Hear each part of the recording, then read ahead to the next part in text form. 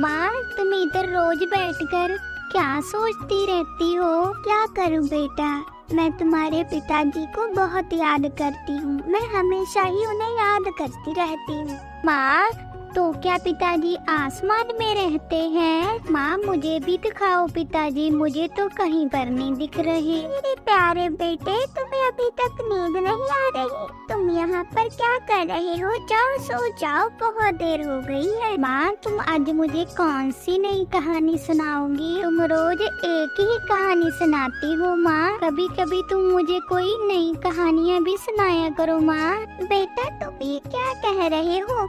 मैं रोज रोज तुम्हारे लिए नई नई कहानियाँ कहाँ से लाऊं? अगर आप मुझे आज नई कहानी नहीं सुनाओगी तो मैं इधर ही धूप में खड़ा रहूँगा माँ। अरे ये बच्चा भी ना दिन प्रतिदिन बहुत ही ज्यादा जिद्दी होता जा रहा है। सुनाओ ना माँ, मेरी प्यारी माँ, एक अच्छी सी कहानी सुनाओ। ठीक है, तो आज मैं तुम्हें तुम्हारे पिताजी की और मेरी कहानी सुनाती हूँ। ये आपकी और पिताजी की कहानी सुनाओ ना माँ, फिर तो बहुत मजा आएगा। बेटा, ये बहुत समय की बात है जब तुम इस दुनिया में भी नहीं आए थे। तेरे पिताजी और मैं इसी घर में रहते थे। तुम्हारे पिताजी मिट्टी के घड़े, मिट्टी के दिए बनाने का काम करते थे और उन घड़ों को और उन दियों को जाकर बाजार में बेच आते थे। ये काम भी मुझे उन्होंने ही सिखाया था। फिर एक दिन जैसे ही सुबह। भाग्यवान, अब तो हमने ढेर सारे मटके तैयार कर लिए हैं। बस केवल अब सूखने का इंतजार है। सुनो आरती, आज रात को ही अपने मटके सूख जाएंगे। फिर ये मटके मैं सुबह ही गांव में बेच आऊंगा। आरती, इतनी देर में मुझे काम करते करते भूख लग गई है। तुम खाना लेकर आओ। हाँ जी, बस खाना तो तैयार ही है। आप जाकर हाथ मुंह धो लीजिए, मैं अभी खाना लगा देती। ठीक है आरती, तुम खाना लगाओ, मैं मुंह हाथ धोकर आता हूँ। बेटा, तुम्हारे पिताजी का एक बहुत अच्छा नियम था। वो जब भी सुबह उठते थे तो अपनी गायों को भोजन देते थे। आरती, तुम अब तक उठी नहीं? देखो, अब तो सूरज भी निकलने वाला है। अरे अब तो उठो। अरे आरती, मैंने तुझे बोला था ना, मैंने गांव में जाना है मटके बेचने। उठो। हाँ जी, अभी उठती हूँ। बेटा, तुम्हारे पिता बहुत ही ज्यादा मेहनती थे। वो हर दिन ही अपनी टोकरी उठाकर गांव में अपने दिए और अपने घड़ों को बेचने निकल जाते थे। कभी कभार तो वो दूसरे शहर में भी चले जाते थे। मटके ले लो, मटके 10 रुपए का एक मटका और दिए 10 के 4 मटके। दिए ले लो। आशा का पति बहुत मेहनत करता है। वो सारा दिन गांव में ही घूमता रहता है। वो ऐसे ही आवाजें मार मार कर अपने ग्राहकों को बुलाता रहता है। आरती, आरती, जरा बाहर पानी लेकर आओ एक गिलास। गांव की गली गली घूमकर थक गया हूँ, पानी लेकर आओ आरती। आज तो आप बहुत जल्दी आ गए हैं। मुझे लगता है कि आज आपका सारा सामान जल्दी बिक गया है। हाँ आरती, आज तो मेरे सब सामान बिक गया है और आज मुझे काफी अच्छे पैसे मिले हैं। अरे ये तो बहुत अच्छा हुआ। मुझे तो ये सुनकर बहुत अच्छा लगा। आप ऐसे ही मेहनत करते रहे, देखना कभी न कभी हमारे भी दिन चमकेंगे। आरती, आज से हमें पैसों की बचत करनी चाहिए और जब हमारी संतान होगी तो उसका हम अच्छे से स्कूल में दाखिला करवाएंगे और उसे पढ़ा लिखा कर बड़ा अफसर बनाएंगे। जी, आपने बिल्कुल सही कहा है। अगर हमारे जीवन में कोई नन्हा सा बच्चा आता है तो हम उसका बहुत ख्याल रखेंगे और उसे अच्छे स्कूल में पढ़ाएंगे। आरती, मैं ये नहीं चाहता हूँ कि मेरी भी संतान मेरे तरह ही गांव में जा जा के मटके बेचे। मैं तो यही चाहता हूँ कि मेरी संतान पढ़ लिख कर बड़े अफसर बने। बेटा, हमारी जिंदगी तब बहुत ही ज्यादा सुंदर थी। फिर जब मेरे जीवन में तू आया तब तुम्हारी और मेरे पिताजी की जिंदगी बहुत अच्छी बन गई थी। तुम्हारे पिताजी तुम्हें देखकर तो बहुत ही ज्यादा खुश हुए थे। वो तुम्हारा बहुत ख्याल रखते थे और तुमसे बहुत ज्यादा प्यार करते थे और हम दोनों अपनी जिंदगी से बहुत ही ज्यादा खुश थे। आरती, हमारे घर में एक पुत्र ने जन्म लिया है। आरती, हम अपने पुत्र का ध्यान अच्छे से रखेंगे। मैं आज से ही खूब मेहनत करूंगा और ज्यादा से ज्यादा मटके बनाकर बेचूंगा। इससे मैं अपने बेटे को अच्छे से स्कूल में दाखिला करवाऊंगा और बड़ा अफसर बनाऊंगा। अरे आरती, आज तो मटके बनाने के लिए बिल्कुल भी मिट्टी नहीं है। आरती, मैं जंगल की ओर मिट्टी खोदने के लिए जा रहा हूँ। तुम इस मटकों का ध्यान रखना। अच्छा ठीक है पति जी, अगर आप जंगल में जा ही रहे हैं तो जंगल से कुछ लकड़ियाँ लेकर आना। वो क्या है ना, खाना बनाने के लिए बिल्कुल भी लकड़ियाँ नहीं है। आप जंगल से थोड़ी सी सूखी लकड़ियाँ ले आना। ठीक है आरती, मैं अपने घर के लिए लकड़ियाँ भी लेकर आऊँगा। इतना कहकर तुम्हारे पिताजी घर से जंगल के लिए निकल पड़ते हैं। फिर क्या हुआ माँ, बताओ ना। बेटा, अगर तू ये ना ही पूछे तो ही बेहतर है। पिताजी जंगल की और लकड़ियाँ और मिट्टी लेने गए माँ। फिर क्या हुआ माँ, बताओ ना।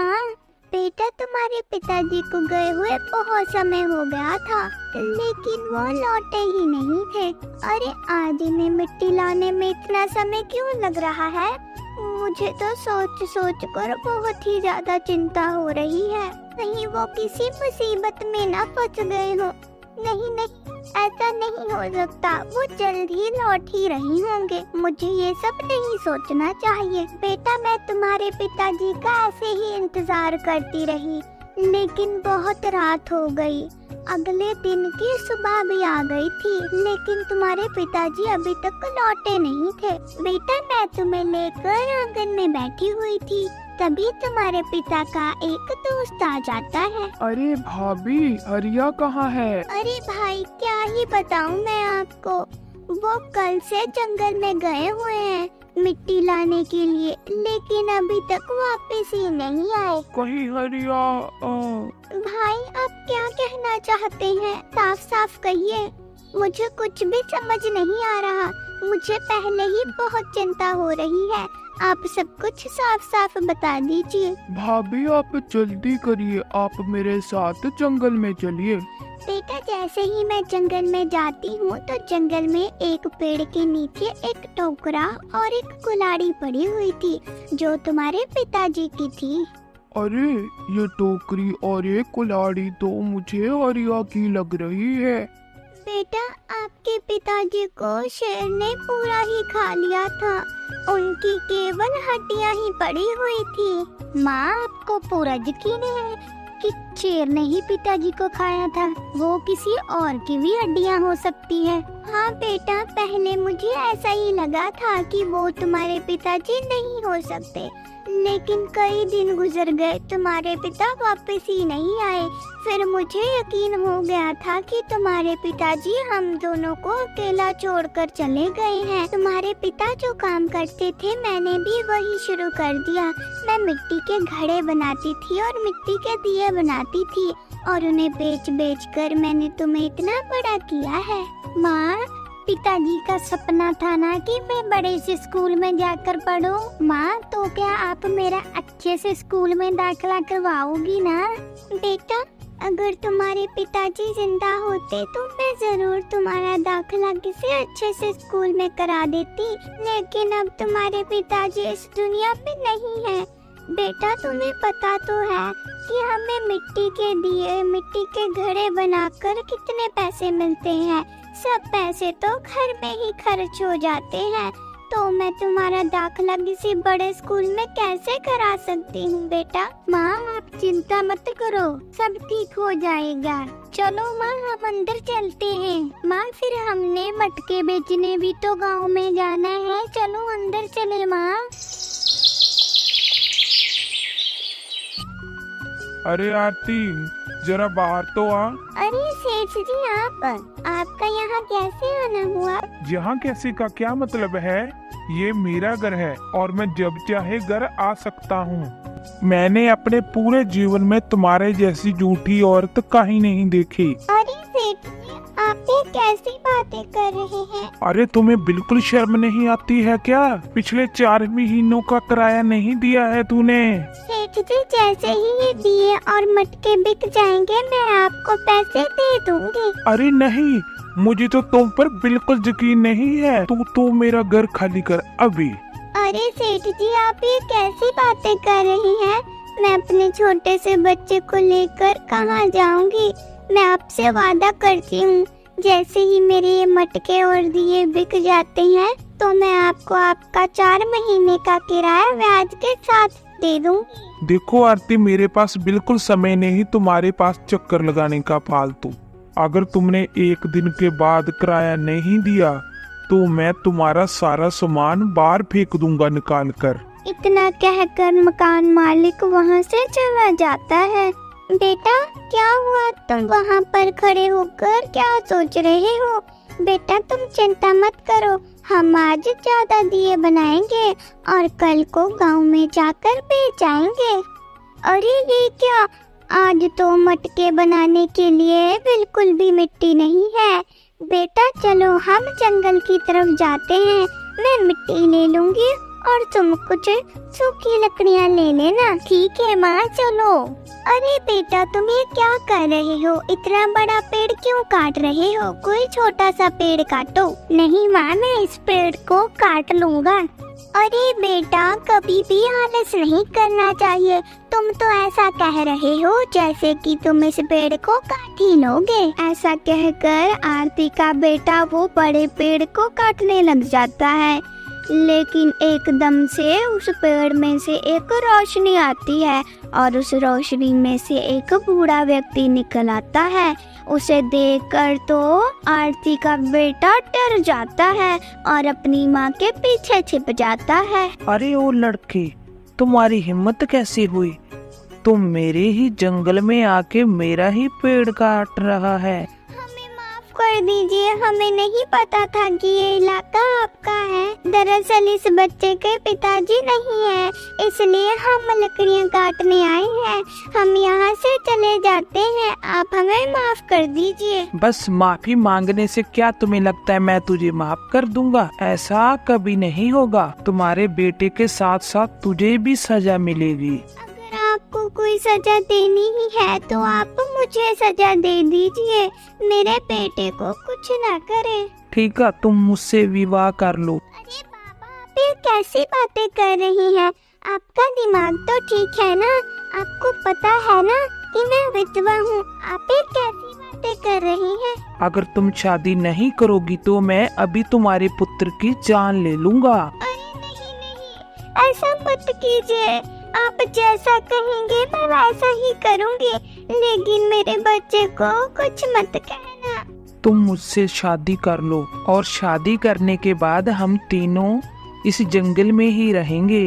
आरती मजबूर थी, वो अपने बच्चे से बहुत प्यार करती थी, इसलिए वो बूढ़े आदमी के साथ शादी कर लेती है। फिर वो सब जंगल के बीच में एक झोपड़ी में रहने लग जाते हैं। खाना तैयार है। माँ, क्या तुम आज मुझे कहानी नहीं सुनाओगी क्या? नहीं बेटा, मेरा मन नहीं है तुम्हें आज कहानी सुनाने का। पता नहीं तुम्हारे पिताजी क्या सोचेंगे कि मैंने उनके जाने के बाद दूसरी शादी कर ली।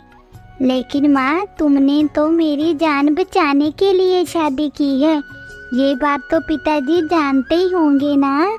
अरे सुनती हो, तुम इधर रोज बैठकर क्या सोचती रहती हो? आप लोग अंदर आ जाओ, कहीं कोई जंगली जानवर ना आ जाए इधर। आरती का तो ये हाल मुझसे देखा ही नहीं जा रहा। वो बेचारी कितनी परेशान है, मगर मैं भी अब क्या कर सकता हूँ। मुझे आरती को सच बताने की शक्ति नहीं है, मगर जो भी मैं कर रहा हूँ मैं अपनी आरती और अपने पुत्र के लिए कर रहा हूँ। जब आरती को इस बात का पता चलेगा वो खुशी के मारे ही पागल हो जाएगी। बस अब मुझे उस पल का ही इंतजार है। बस अगर कल ये मेरा उपाय काम कर गया तो फिर आरती के जीवन में ये दुखली आज की रात ही होगी। अरे कोई बचाओ, भाग्यवान आओ इधर देखो, बचाओ बचाओ। आरती देखो देखो, मुझे सांप ने काट लिया है, बचाओ। अच्छा हुआ इस बूढ़े आदमी को इसके कर्मों की सजा तो मिलनी। तुम खड़ी होकर इधर क्या देख रही हो? तुम आओ, मेरे पैर पर कुछ जड़ी बूटियां लगाओ। माँ, हमें इनके बुरे वक्त में इनकी सहायता करनी चाहिए माँ। भले ही इन्होंने हमारे साथ अच्छा नहीं किया, माँ इंसानियत के लिए हमें इनकी मदद करनी चाहिए। आपने ही तो मुझे ऐसा सिखाया था माँ, कोई भी हमारे साथ कितना भी बुरा क्यों ना कर ले, हमें उनकी मदद करनी चाहिए माँ। बूढ़े व्यक्ति की ये हालत देखकर आरती को बहुत ही ज्यादा बुरा लग रहा था। फिर उसने कुछ जड़ी बूटी ली और उस बूढ़े आदमी के जख्म पर लगा दी। तभी एक चमत्कार होता है, वो बूढ़ा आदमी तो हरिया बन जाता है। उसकी पत्नी उसे देखकर बहुत खुश होती है। आरती का बेटा तो बहुत हैरान हो जाता है। अरे माँ, ये तो पिताजी है। माँ, अरे आप यहाँ कैसे? मुझे तो अपनी आँखों पर यकीन ही नहीं हो रहा। आरती, जब तूने मुझे छुआ तो मेरा श्राप खत्म हो गया। आरती, मैं पहले की तरह अपने रूप में वापस आ गया। क्या श्राप? कौन सा श्राप? मुझे तो कुछ भी समझ में नहीं आ रहा। अरे रुको आरती, मैं सब कुछ बताता हूँ। फिर हरिया अपनी पत्नी को सारी बात बताता है कि कैसे एक साधु ने उसे श्राप दे दिया था और वो उसी पेड़ में कैद हो गया था। आरती ये सब सुनकर बहुत ही ज्यादा हैरान हो जाती है। फिर वो सब खुशी खुशी अपनी जिंदगी बिताते हैं। प्यारे दोस्तों, अगर आपको ये हमारी कहानी अच्छी लगी तो हमारे चैनल को सब्सक्राइब करना मत भूलना। वीडियो को लाइक, शेयर, कमेंट जरूर करना। धन्यवाद।